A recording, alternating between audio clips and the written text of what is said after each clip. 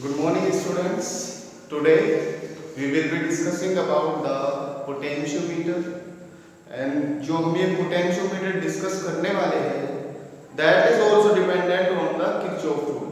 जैसे आपने Kirchhoff rule पढ़ा है, Kirchhoff rule से आपने Wheatstone bridge पढ़ा है, Wheatstone bridge से बेटा आप मीटर ब्रिज पे आए हो और मीटर ब्रिज से अब आप आते हो potentiometer. Okay, so potentiometer is a very important device. It is used to measure the potential. Potential आप इससे measure कर सकते हैं और इसी के साथ साथ आप किन्हीं भी दो शेल का EMF आप कंपेयर कर सकते हैं with the help of potential और potentiometer एंड साथ ही साथ बच्चे आप लोग जो है with the help of potentiometer किसी भी शेल का इंटरनल रेजिस्टेंस जो है आप निकाल सकते हैं. ठीक है, so it is dependent on the Kirchhoff rule. तो इसमें भी आपका किरचॉफ रूल लगने वाला है, लेकिन उससे पहले एक छोटा सा कॉन्सेप्ट पढ़ लेते हैं.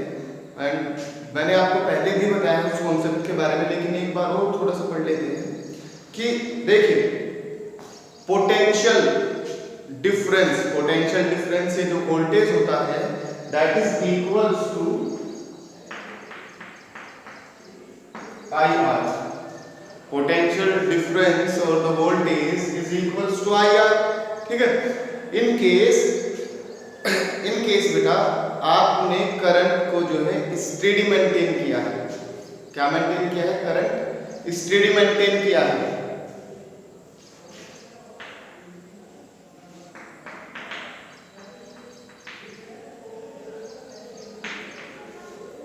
तो करंट आपका स्टेडी है, क्या कह सकते हैं कि कांस्टेंट है. ठीक है, तो बेटा अब आपका जो पोटेंशियल ड्रॉप है, ठीक है, पोटेंशियल ड्रॉप अब आपका किस पे डिपेंड होने वाला है? क्योंकि ये तो कांस्टेंट हो गया, ये पोटेंशियल ड्रॉप है. ठीक है, ये किस पे डिपेंड होने वाला है? That is dependent on the resistance. अब आप ये कंफ्यूज हो सकते हैं कि सर रेजिस्टेंस तो जो है वो एक खुद में एक कांस्टेंट है. ठीक है बेटा, वो कांस्टेंट है, लेकिन क्या करते हैं, आपने एक बात पढ़ी है कि resistance is directly proportional to length and inversely proportional to area. Directly proportional to length and inversely proportional to area.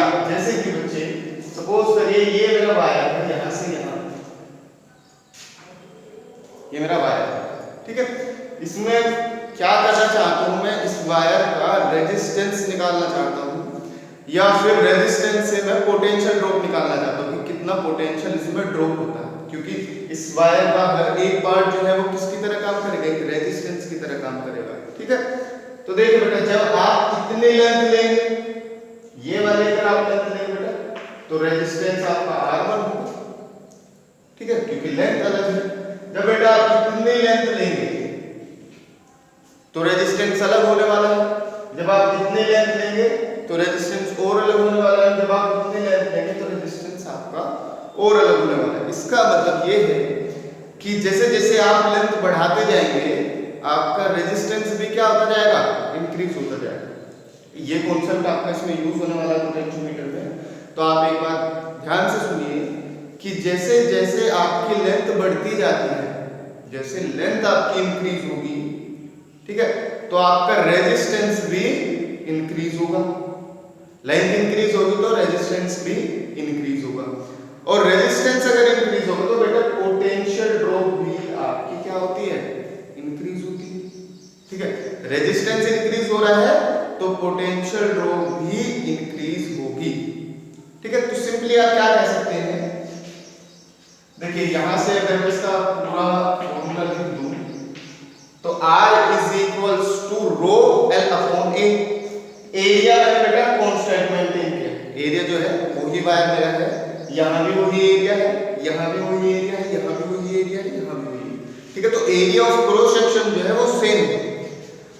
ये कांस्टेंट होता है, ये सेम है, तो resistance is directly proportional to length. ठीक है, resistance is directly proportional to length. And बेटा अगर आपने स्टेडी करंट मेंटेन किया, स्टेडी करंट अगर आपने मेंटेन किया है मतलब आपने करंट को क्या क्या किया हुआ है, कांस्टेंट मेंटेन किया आपने पूरे वायर में, ठीक है, पूरे सर्किट में आपने कांस्टेंट करंट मेंटेन किया हुआ है। तो बच्चे ये फॉर्मूला क्या हो जाएगा, ये फॉर्मूला हो जाएगा V I rho L upon A। अब यहाँ पे देखिएगा इस फॉर्मूले से क्या निकलने वाला है कि भैया I कांस्टेंट है, रो कांस्टेंट है एंड A भी आपका कांस्टेंट है। I कांस्टेंट है, रो कांस्टेंट है, A आपका कांस्टेंट है। It means V is directly proportional to length।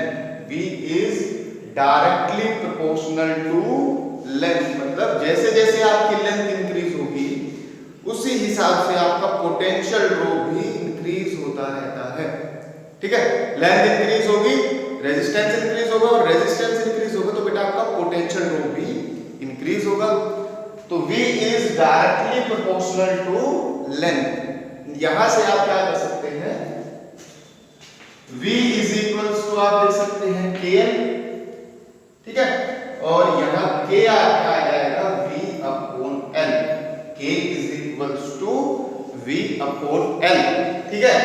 और इस K को आप बोलेंगे बेटा that K is known as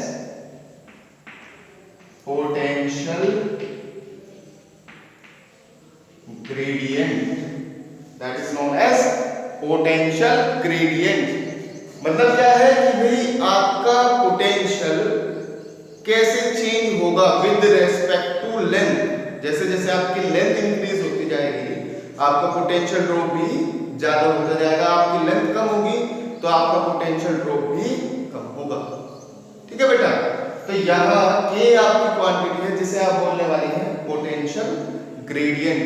NCERT में K जो है आपका it is represented by phi. तो आपका अगर फाई लिखा हुआ है तो वो भी मतलब आपका क्या है, that is related to the potential gradient. And अगर आपका K लिखा हुआ है तो that is also related to the potential gradient. तो आप बिल्कुल भी फाई में और इसमें K में आप जो है कंफ्यूज नहीं होंगे। That means it is the potential gradient, which means कि how the potential will change with respect to length. जैसे आपकी लेंथ में चेंज होता है तो आपकी पोटेंशियल ड्रॉप में कैसे चेंज होगा। अगर आपकी लेंथ इंक्रीज होगी तो बेटा रेजिस्टेंस इंक्रीज होगा, रेजिस्टेंस इंक्रीज होगा तो पोटेंशियल ड्रॉप भी आपकी इंक्रीज होगी। अगर आपकी लेंथ डिक्रीज होगी तो रेजिस्टेंस भी डिक्रीज होगा, और रेजिस्टेंस डिक्रीज होगा तो आपका पोटेंशियल ड्रॉप भी डिक्रीज होगा, ठीक है। इट मींस जितनी ज्यादा लेंथ होगी, जितनी ज्यादा आपकी लेंथ होगी उतना ही ज्यादा आपका पोटेंशियल ड्रॉप आपका होने वाला है, ठीक है। Directly proportional to length means जैसे जैसे आपकी लेंथ में चेंज होगा उसी हिसाब से आपका पोटेंशियल ड्रॉप में भी चेंज होने वाला है। तो यहां से ये कॉन्सेप्ट हमें पकड़ के रखना है क्योंकि यही कॉन्सेप्ट आपका पूरे पोटेंशियोमीटर में आपका यूज होने वाला है। सो यहां मैं इसे लिख देता हूं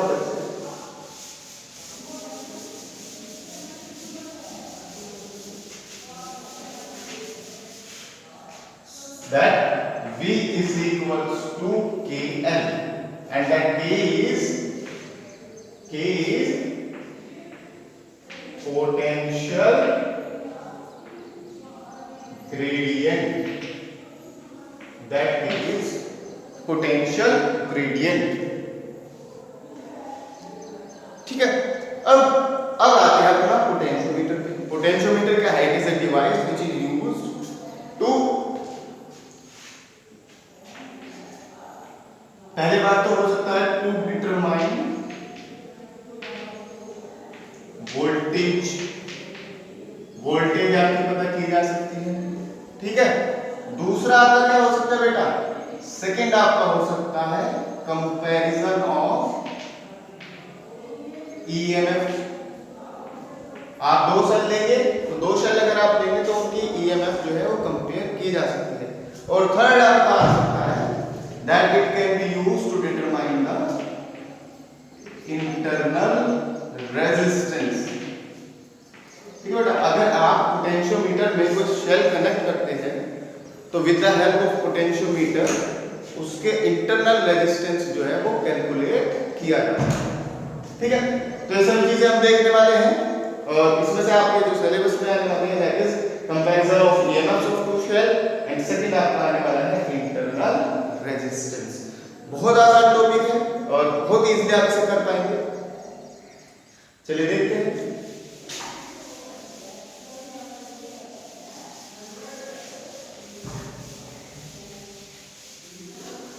तो पहले मैंने पोटेंशियोमीटर का सर्किट डायग्राम बनाना है।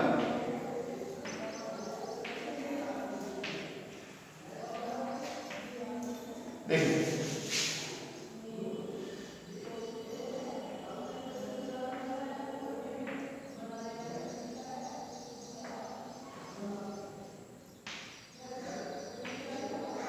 ये आपकी बैटरी हुई, ठीक है, ये बैटरी आपकी है सोर्स, ठीक है, और ये है आपका रियोस्टेट। रियोस्टेट मतलब वेरिएबल रेजिस्टेंस, और वेरिएबल रेजिस्टेंस से क्या होगा, जैसे जैसे आप इसकी वैल्यू चेंज करेंगे उसी हिसाब से आपके सर्किट में करंट की वैल्यू चेंज होगी।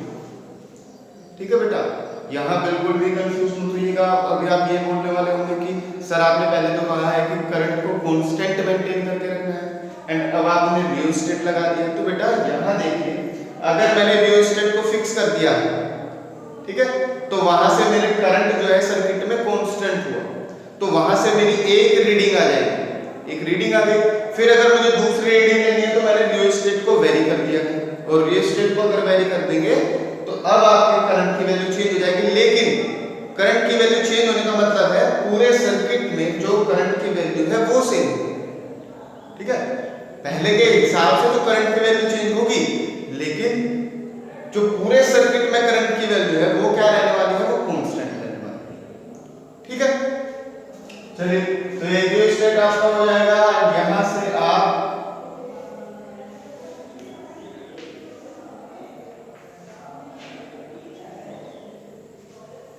अब बेटा आप यहाँ पे वायर यूज करने वाले, वायर।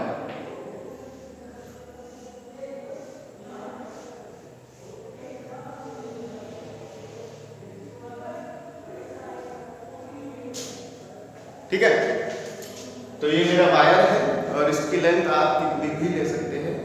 वो नहीं है कि जैसे मीटर ब्रिज में था आपको 1 मीटर लेना जरूरी है, नहीं, यहाँ पे आप ज्यादा लेंथ भी ले सकते हैं क्योंकि आपकी पोटेंशियल ड्रॉप जो है वो लेंथ के हिसाब से वेरी होने वाली है।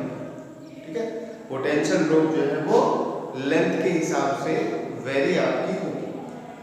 ठीक है, अब अगर मुझे किन्हीं दो शेल का ईएमएफ कंपेयर करना है, मुझे किन्हीं भी दो शेल का ईएमएफ कंपेयर करना है। देखिए ये सारा सर्किट क्या है, सिंपली एक बैटरी लगी हुई है, एक रियोस्टेट लगा हुआ है, इनके अंदर से आपने इस पूरे सर्किट में कांस्टेंट करंट मेंटेन कर लिया है। ठीक है, अब मुझे दो शेल का ईएमएफ कंपेयर करना है, तो इसे अभी के लिए मैं आपको बता देता हूं, इसे आप याद रखिएगा, V = K, V = K, ये आप याद रखिएगा। तो बेटा अब देखिए, आप कहीं से भी दो कनेक्शन उठा सकते हैं, ये, ठीक है, और इसमें क्या करिए बेटा, इसमें आप दो शेल यूज करिए।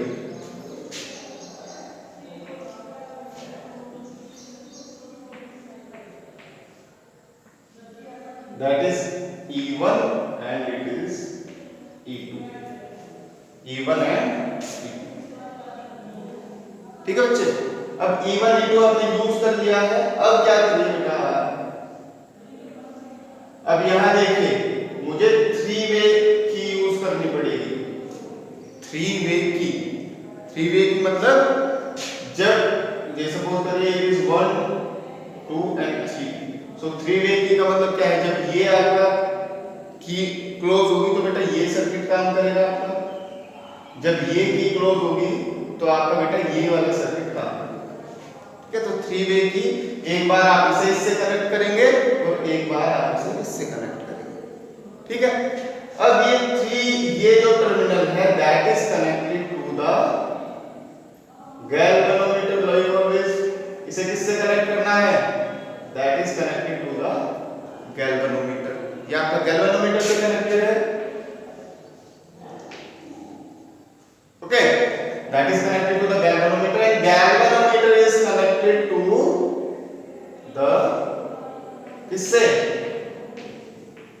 गैल्वेनोमीटर कनेक्टेड हुआ जॉकी से।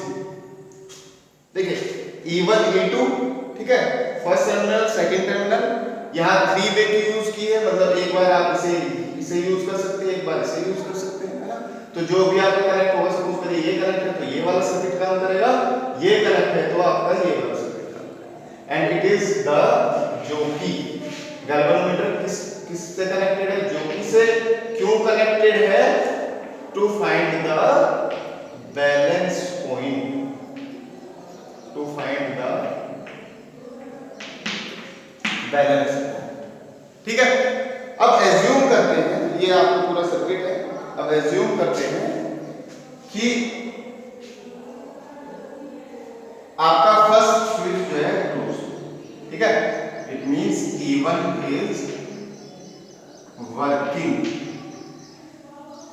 E1 आपका काम कर रहा है, मतलब 1 और 3 वाला स्विच जो है वो क्लोज्ड, ठीक है, ये वाला सर्किट जो है वो क्लोज्ड है। तो बेटा आप इस वायर को, सॉरी इस गैल्वेनोमीटर से जो जॉकी कनेक्टेड है, आप इसे अलग अलग जगह पे टच करके देखने वाले हो, अलग अलग जगह पे टच करके देखने वाले हो, तो आप कहते हैं कि मुझे सपोज करिए यहाँ पे, ठीक है, जब ये यहाँ पे कनेक्टेड है तो गैल्वेनोमीटर जो है वो बैलेंस कंडीशन है, आपने ये कनेक्ट कर दिया है, ठीक है, दैट हैज बीन कनेक्टेड, और अब गैल्वेनोमीटर जो है वो किस कंडीशन में है? बैलेंस कंडीशन में। बैलेंस कंडीशन का मतलब क्या था? That the current through galvanometer is, current through galvanometer is 0, ठीक है, करंट जो है गैल्वेनोमीटर से वो हुआ है 0, एंड सपोज जिस लेंथ पे ये हुआ है, let us suppose that it is L1, let us suppose that this is L1,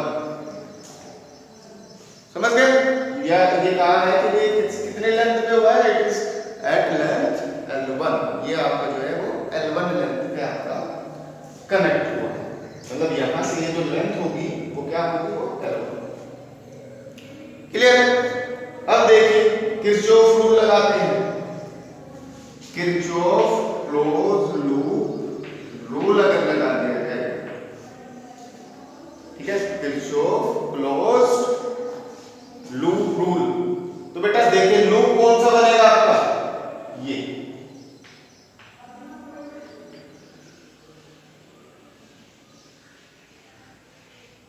समझ गए? इसे हटा दीजिए, लूप कौन सा बना है? तो ए,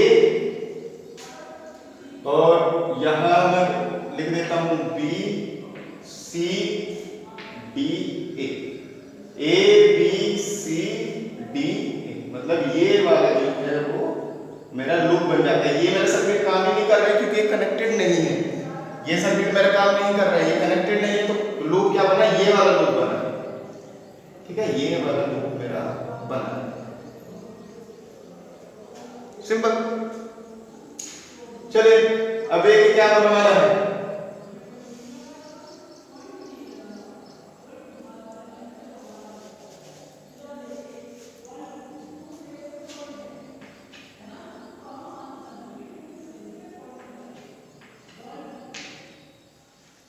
अब ऐसे चलिएगा,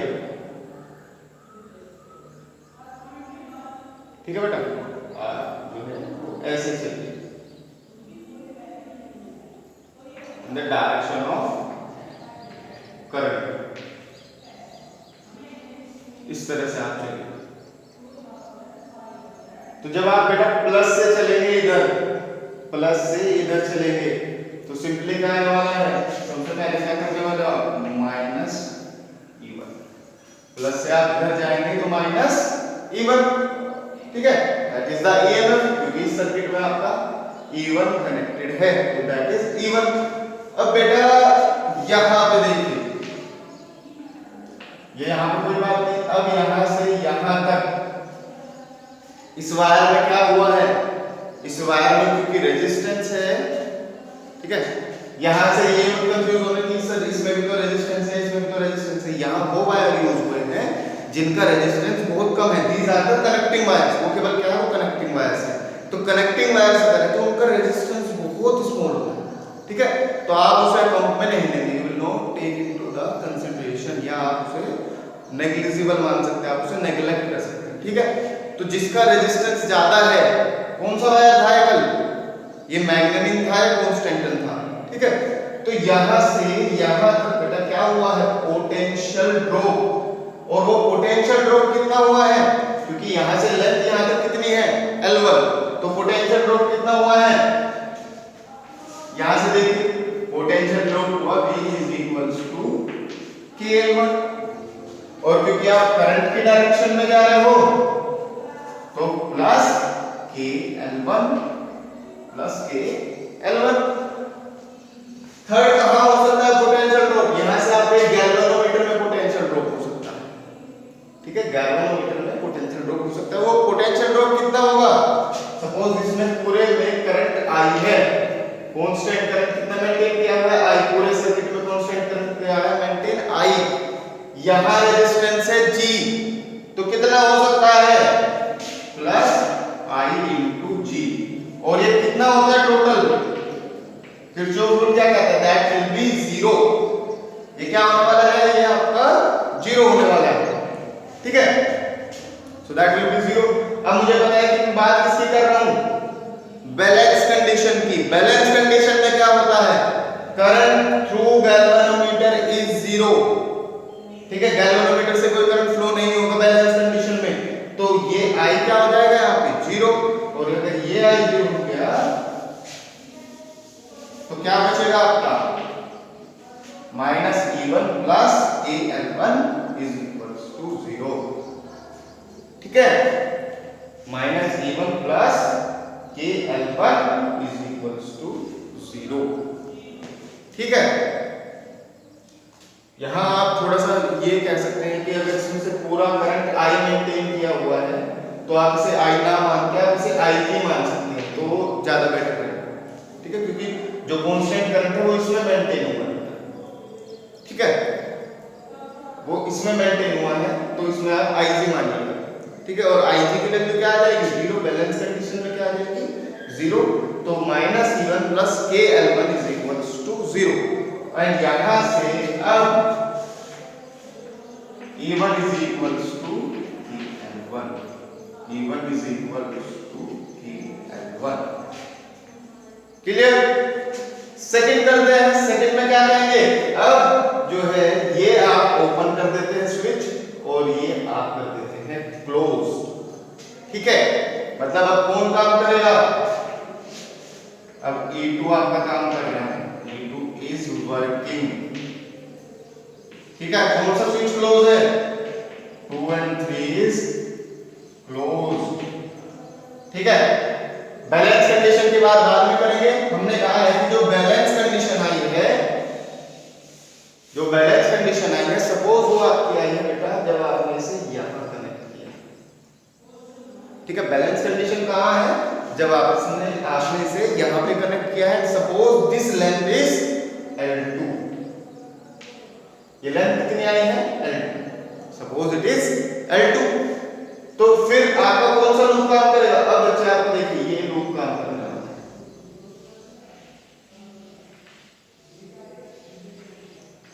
ये लूप आपका काम करने वाला है। किरचॉफ रूल अगर आप अप्लाई करेंगे तो आप इधर से चलिए प्लस से आप जाएंगे माइनस की तरफ, तो सबसे पहले आप -E2 लिख दीजिए, क्योंकि चल आपकी E2 यूज होने वाली है, तो -E2, यहां से यहां तक L2 लेंथ में कितना पोटेंशियल ड्रॉप होगा, पोटेंशियल ड्रॉप होगा बेटा KL2, कितना पोटेंशियल ड्रॉप होगा KL2, सो प्लस KL2, और यहां से इससे कितना होगा प्लस IG, गैल्वेनोमीटर से कितना करंट है into G, that is equals to 0। Balance condition में IG 0, क्योंकि बैलेंस कंडीशन में क्या होता है, गैल्वेनोमीटर से कोई करंट फ्लो नहीं होगा, तो -E2 equals to, that is E2 equals to KL2, ठीक है। E2 equals to KL2। अब इस इक्वेशन को इस इक्वेशन से डिवाइड कर दीजिए, ठीक है। Dividing equation first by equation second, dividing first by second, dividing equation first by equation second. आप फर्स्ट को अगर सेकंड से डिवाइड कर देंगे तो क्या होगा, E1 upon E2, E1 upon E2 is equals to KL1 upon KL2, KL1 upon KL2, K से K कैंसिल हो जाएगा आपका, तो E1 upon E2 will be equals to L1 upon L2, L1 upon L2, ठीक है। अब बच्चे L1 आपको पता होगा क्योंकि बैलेंस पॉइंट तो आगे पता कर लो ना, तो L1 आपको पता है, L2 आपको पता है, तो यहां से बेटा आपका E1 अपॉन E2 आपका आ जाएगा। E1 और E2 आपका आ जाएगा तो आप ये बता सकते हो कि भाई एक ये दोनों शेल जो है वो किस रेशियो में कनेक्टेड है, मतलब इसमें कितनी EMF होने वाली है, इसमें कितनी होने वाली है, ठीक है, एक दूसरे के रेस्पेक्ट में। अगर इसमें 1 है तो इसमें भी जितनी आएगी, इसमें 2 है तो इसमें कितनी होगी, ठीक है। तो इस हिसाब से आप इजीली किन्हीं भी दो शेल का EMF आप कंपेयर कर सकते हैं with the help of potentiometer, with the help of potentiometer. बहुत सिंपल है आपका, इजीली आपको पता लग गया होगा क्या करना है इसमें। तो किरचॉफ रूल लगाना है, -E1 plus KL1 that is equals to 0। यहाँ एक टर्म आएगी गैल्वेनोमीटर वाली में, लेकिन क्योंकि गैल्वेनोमीटर से करंट क्या होना है, गैल्वेनोमीटर से करंट 0 करना है बैलेंस कंडीशन में, तो वो आपकी टर्म खत्म हो जाएगी। तो E1 is equals to KL1, मतलब कितना पोटेंशियल ड्रॉप, KL1, ठीक है। और यहाँ पे E2 is equals to KL2, तो यहाँ से आप दो शेल का कंपैरिजन इजीली कर सकते हैं, that is KL1 upon KL2, that is L1 upon L2, ठीक है। तो इस तरह से आप with the help of potentiometer you can easily compare the EMF of two cells, ठीक है।